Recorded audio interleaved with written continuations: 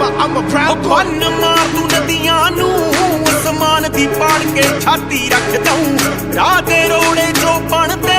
ਧਰਤੀ ਦੇ ਫੁੱਟ ਫੁੱਟ ਅੰਦਰ ਤੱਕ ਦਊਂ ਉਹ ਹੋਇਆ ਮੁੱਢ ਤੋਂ ਹਾਲਾਤਾਂ ਨਾਲ ਲੜ ਕੇ ਮੇਰੇ ਹਾਲੇ ਜੰਮਿਆ ਨਹੀਂ